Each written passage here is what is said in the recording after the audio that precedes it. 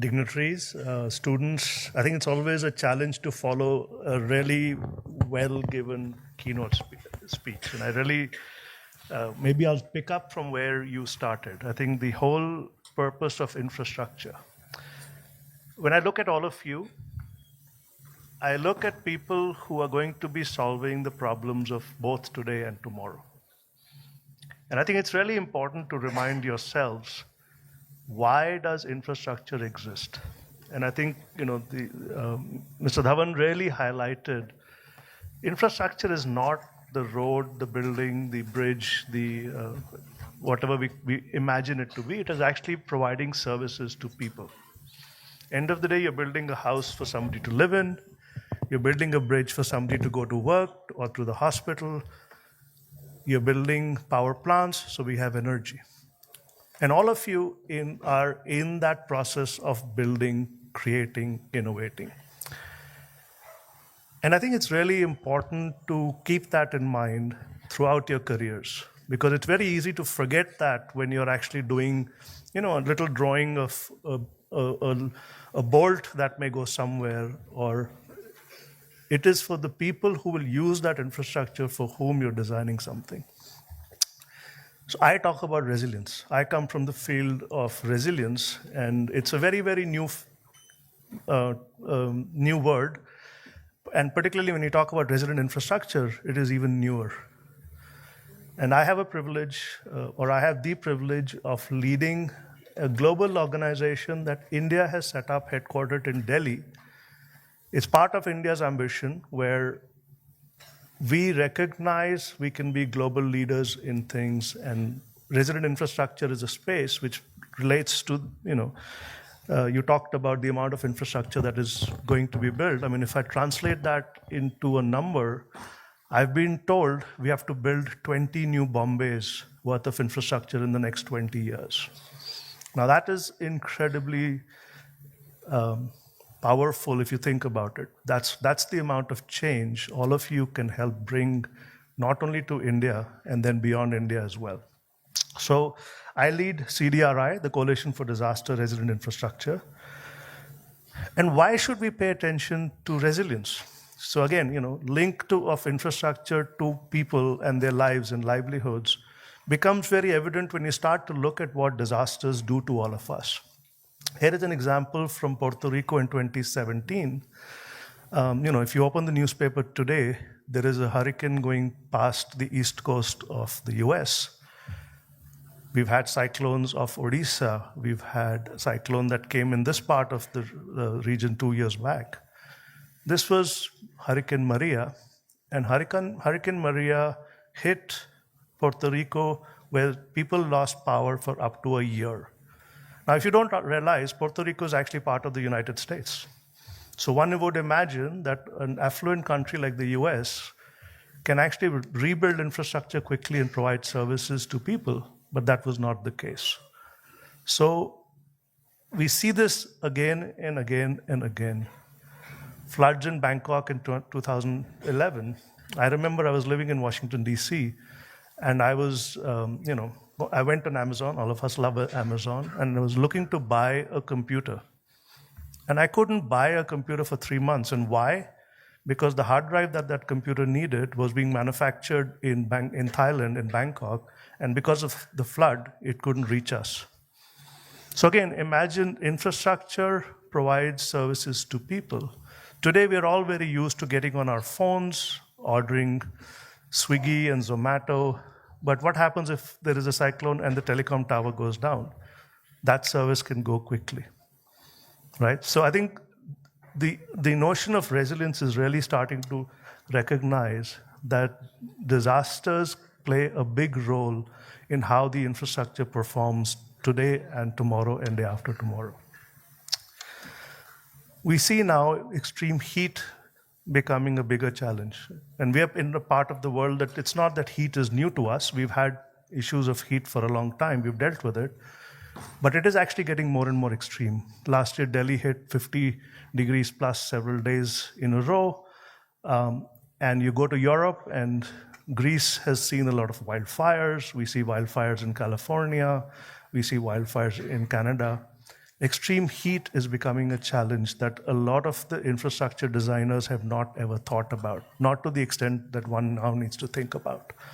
The result is, again, melted roads, railways where rail starts to buckle. Again, I'll give you a personal example. I happened to be in Amsterdam, and I had to take a train to the airport. So from Amsterdam to Schiphol, there's about a 40-minute train ride. And about the flight was at midnight or 8 p.m. At 4 p.m., I'm standing in the station, and the trains are shut down. Why? Because the temperature in Amsterdam had reached 32 degrees. And their system didn't work at 32 degrees because they had not designed for it. So again, we're seeing elements of nature, climate, starting to interfere more and more in the way we think about our infrastructure. And there's a huge economic loss when you think about how disasters actually impact infrastructure. When the infrastructure doesn't perform, when you're taking a loan to plan out a set of infrastructure and your returns are based on 30 years of cash flow, and suddenly that infrastructure keeps getting disrupted because of, again, a cyclone, an earthquake, a landslide, etc., it hits your financial books. We saw that during COVID. A lot of the metros that had borrowed money to build metros, suddenly the ridership was not there for 2-3 years. And that actually hit the cash flows of these metros to be able to pay back their loans. And when we start to think about aggregating the amount of losses that comes from disasters, one realizes that the numbers in it is already in hundreds of billions of dollars. This is from 2021, and the global insurance, insured infrastructure was already suffering $112 billion. And that's the insured infrastructure. This year, or last year, this was much, I would say, triple or 4 times that, because the California fires across Los Angeles, and you start, just imagine what happens to the economy when the infrastructure doesn't perform the way it's been designed to perform, right? So the scale of this is actually quite substantial, and we are starting to understand that now more and more, particularly as we're having discussions on climate change and climate adaptation. And in that whole realm, there's a lot more focus on the economic losses because of climate-related challenges. And the picture is not getting any better. If you look at trends, you see that disasters, particularly related to hydromet-related conditions, disasters are getting more and more severe. You see what's happening in Bombay today. You see what's happening. And all of this doesn't necessarily need to be just because of climate. Some of the disasters are also happening the way we are building our cities. So the precipitation patterns may be changing, may be getting worse. But at the same time, the way we are also building is also contributing to something becoming a disaster. Last year was the hottest year ever recorded. So, this is not somebody just making it up. It's actually, if you look at all of the evidence, last year was the hottest ever recorded. Again, in your lifetime, I'm sorry to say, but there'll be more such occasions. 23 was hottest, then 24 became even hotter. So we're not going to get away from this, and definitely not in the next 30 years of the time that you'll be spending in thinking about infrastructure. This issue is not going to go away. So with all of that in context, the Honorable Prime Minister in 2019 launched this coalition. So this is an ambition coming right from the leadership of India, saying, we are building an incredible amount of infrastructure, and so is the rest of the world. You think about Africa, you think about other parts of the world, there's a lot of infrastructure being built. How can India bring leadership to this issue, which helps not only India, but then also helps other countries? So with that in mind, he launched this coalition in 2019 at the Climate Summit in New York, with the ambition that India will show leadership on the issue of resilient infrastructure by working across with countries for whom this topic is of interest. I'm very proud to say that in the last 5 years, we've already added 50 countries to this coalition. And when I say that it's a coalition, it's, imagine ministries of disaster, imagine ministries of foreign affairs, in some cases, ministries of transportation, that are actually part of this coalition. So I have access to the Minister for Transportation in Brazil. or the Minister of Cities in Brazil, or or the person who's looking at climate change issues for Dominican Republic. That's the kind of people that we're starting to engage through this coalition. They are all coming to this coalition to say, we want to do something about it. How can we work together? We have 8 organizations. In fact, we have 9 organizations that have now joined this. And I'm noticing we don't have too many private sector companies. So we need to also think about how do we, because the infrastructure is being built by the private sector. How do we bring the private sector also into this conversation is something we need to spend time still thinking about. And the ambition is that by 2050, which is not very far away from Viksit Bharat, how do we influence over $10 trillion of new and existing infrastructure investments so that it is actually more resilient? It can provide the services for which it's being designed for. Now, we are a very small secretariat in Delhi. We have about 80 people at this point. But we're spending a lot of time saying, how do we leverage the coalition to actually think about, one, the coalition aspect. So we speak at COP, we speak at the highest. We were very much part of the G20 deliberations. We are still part of the G20 deliberations. We keep highlighting the importance of resilient infrastructure. We're doing research in this space. We're doing research to basically be able to show why the cost of infrastructure and resilient infrastructure is important to the global leaders so that they can think about putting more resources towards building resilience. And the third part, which is also highlighted, is the capacity. If none of you would understands, I joke because I have gray hair. I was not taught climate science when I was doing architecture or planning. Nobody taught me 30 years back or 25 years back. I don't even know how many of you are actually spending time thinking about issues of environment and climate in the practices that you're going to be pursuing. And I think it's really important to start bringing those elements already today, because those challenges are going to be required, or those skill sets are going to be required as we go down into the next decades. So building capacities is another important part of what we're trying to do. Today, we are already working across 40 countries. And when I say working, we are actually sponsoring grants. So we've got funding from Government of India, Australia, UK, there's a handful of countries that have given funds to us so that we can actually channel grants towards more innovative work in this space across 40 countries. This includes, looking at resilient housing across Dominica, Haiti, Maldives, Comoros. This includes better water supply in Guyana, Mauritius. This includes in the power sector being more resilient in the island nations and now starting to think about Africa. And I look at you, Mr. Dhawan, where are our professionals from India who can now bring that skill set to these countries? And I think that's the challenge I'd like to pose to NICMAR as well as the industry, is that the demand for services, the demand for capacity, the demand for professionalism, expertise, innovation is actually much beyond the Indian shores. How do we train our professionals so that they're not only focused here, but that skill set can then be brought to Africa? Because we are competing with other countries where that skill set is being exported to parts of the world. And it's a challenge that I think it's really important for all of us to think about. I pose it as a challenge, not to the students yet, but to the leadership that is sitting in the front row. Because it's something that I think about a lot as well. And so in the context of, what we're trying to do, we're saying, okay, we will spur innovative work through the grant funds we have across different countries.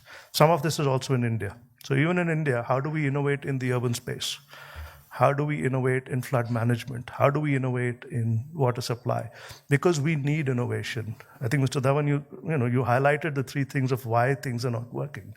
And I think the whole notion of rethinking how we do things is incredibly important, and giving confidence. And I think all of you youngsters actually are much more confident than, when you have so many opportunities that you can think about.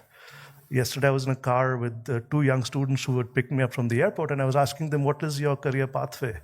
And they were saying, we're trying to decide whether we go into entrepreneurship or consulting. And I was like, when I grew up, we didn't have that choice. There was no entrepreneurship. There was nobody, there was the traditional job you get into. And today's youth is very different, and that confidence in this youth is very different. And I really want to encourage all of you to not give that up. You will not solve problems if you get straitjacketed into a place that tells you what to do. You'll solve problems if your mindset of solving problems remains forever in your lives. And I think it's really important that the educators today and the industry today helps the generation to have that confidence. Let me take a chance. Let me go and invest my time in something. I might fail. Failure is very much part of your growth story. And I think that's something we need to continue to build the capabilities in our youth of today.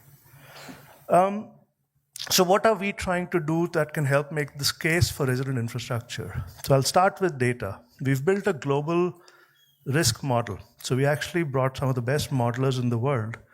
The insurance industry uses something called probabilistic risk modeling to set premiums. And what we did is that we worked with the United Nations, we worked with some of the modelers who've done this for the insurance industry.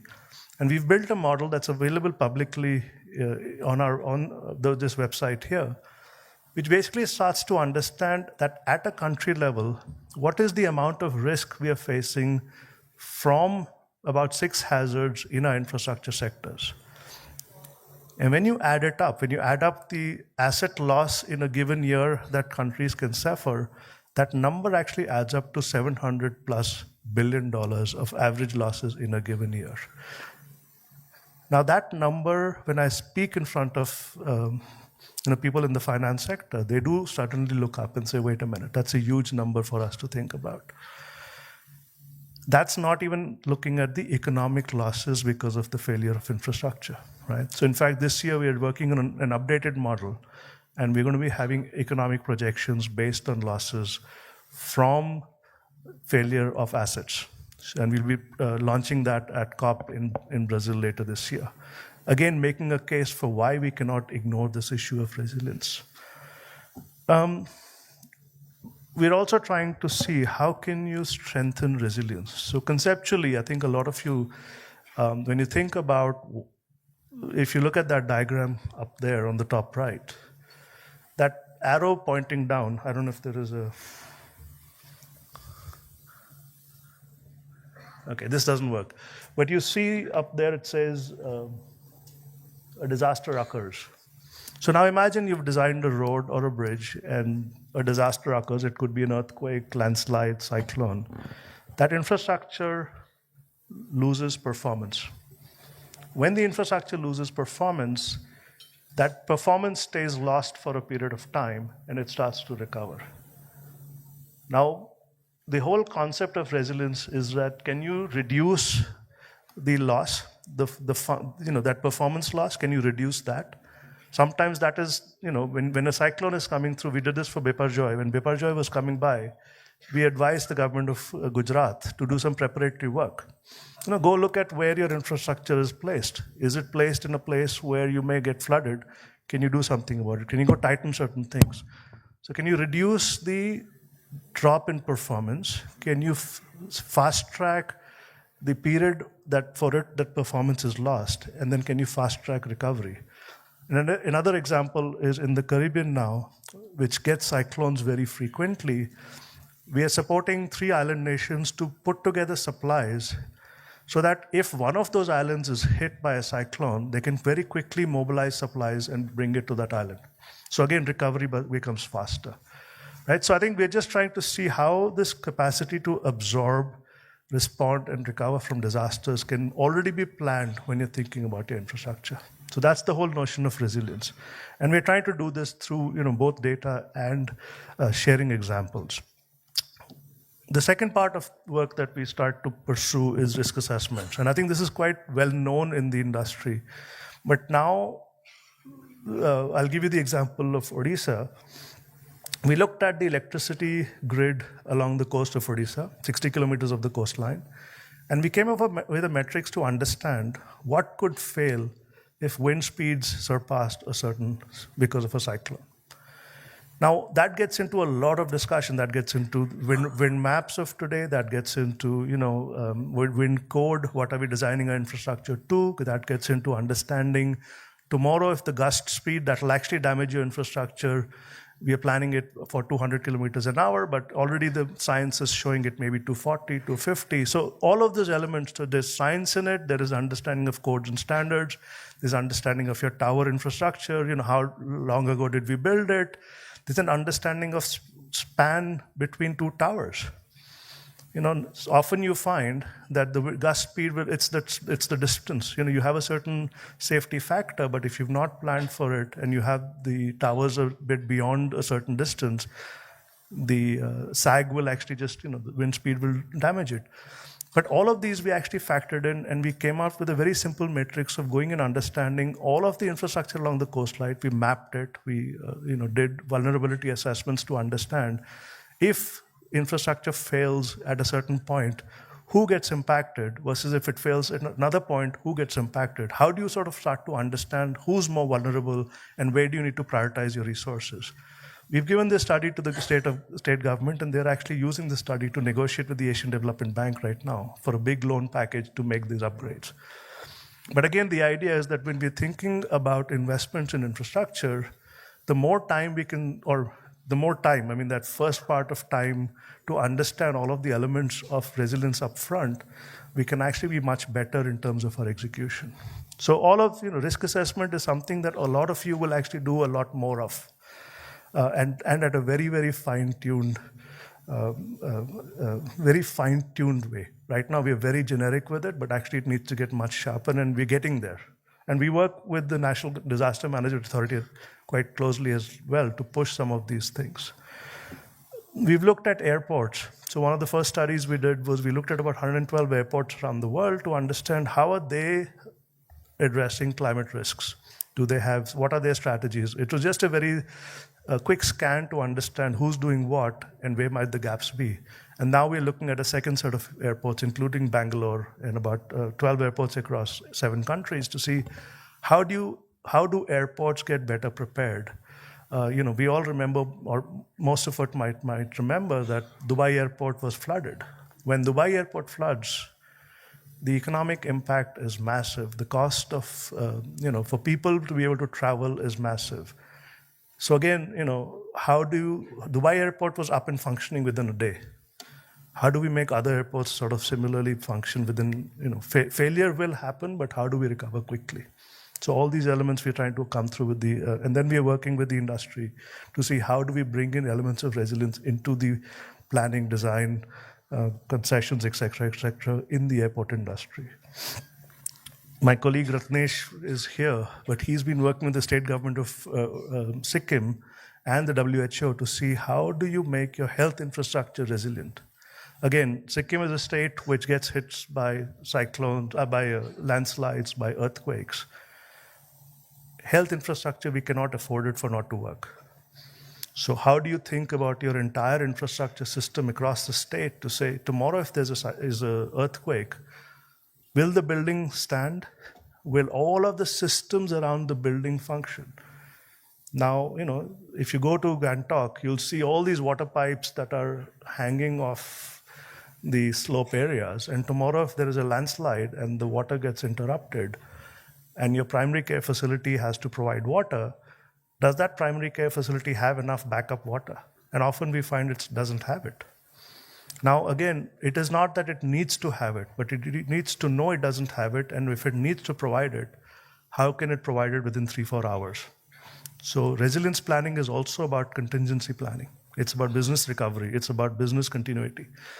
So we actually, with the Ministry of Department of Health in Sikkim, they have a whole disaster management, but also a resilience set of documents to put together to understand how do all of these systems, the health infrastructure systems, continue to function when there is an event that shouldn't become a disaster. Similarly, roads, again and again, and I won't talk about what we just saw last week, but there's a lot of damage to our road and other infrastructure in hilly areas. How do we avoid building in places where we shouldn't be? But at the same time, how do we also do it in a way which is much better with understanding of the local geology, etc.? So in Shimla, in Himachal, the government came to us and said, look, we are concerned about some of the accessibility.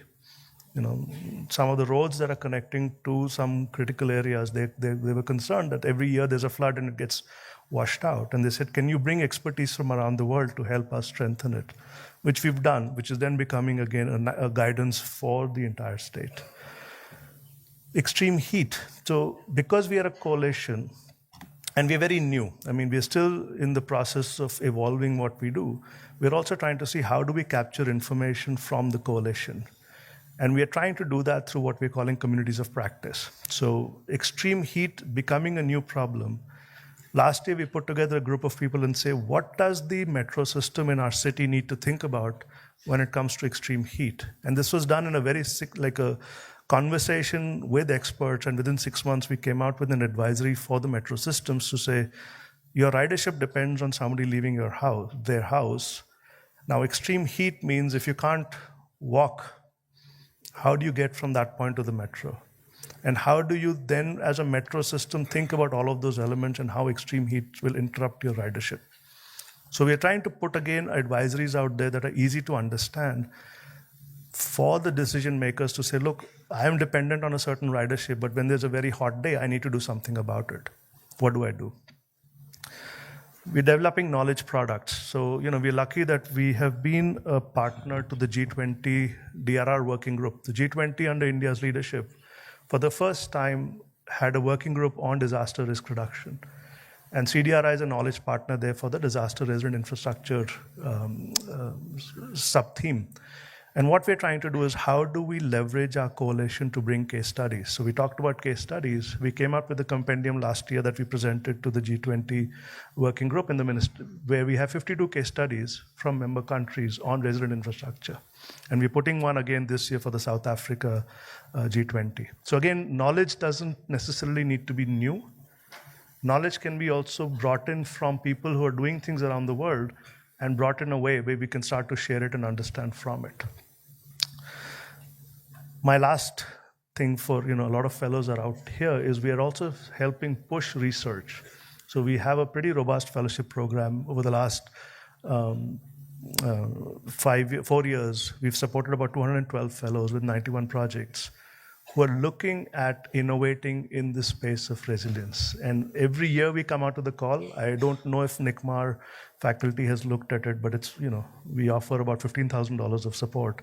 But also it becomes a way of engaging with the network and with other countries. So it's, taking your team to be able to collaborate with others around the coalition countries, which now is, 50 plus.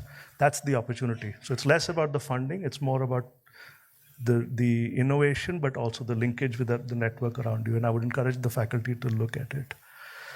I think that's the last slide is on using digital technology. So we've actually built a platform, and I would encourage all of you to go there. It's still very new, where we're trying to bring case studies from member countries, and it's all you can post it, of course, it's curated. We're organizing talks and events, and we are using this platform to link the 50 country members. Now, some are, of course, much more linked, others are not. But the idea is that if you sitting here can connect with somebody in Papua New Guinea or in Fiji or in Vanuatu to understand what are their problems and how can you bring your skill set to help them. At the same time, how can they bring their set of solutions to help you? So, again, we are a very, very unique entity because in a way we've been put forward as a coalition. And so for me, a lot of time it's about how do we bring that expertise that's around the world together in a way that you can solve problems together, and at the same time, help think about what is needed to solve problems for the next generation. Please go ahead, go and log into this. I think you need to register for it. Finally, I think I'll just echo back again. Don't stop at what you're being told to do. All of you have to be the problem solvers for tomorrow. And always remember, why is it that you're doing infrastructure? Why is it that you're building infrastructure? And if you look back, I often do it not with such a large group, but I'll ask each and every one. I'm sure you've experienced a natural phenomena, and half the time, yeah, I was in this earthquake, and I was in this flood, and I was this, or my uncle was this and this. Now think about their situation and the role of infrastructure not performing that contributed to that situation, right? So I think there is a public purpose to what you're doing, and always keep that in mind. And if you do that, I hope that all of you become the change makers that we desperately need all of you to become. Thank you very much.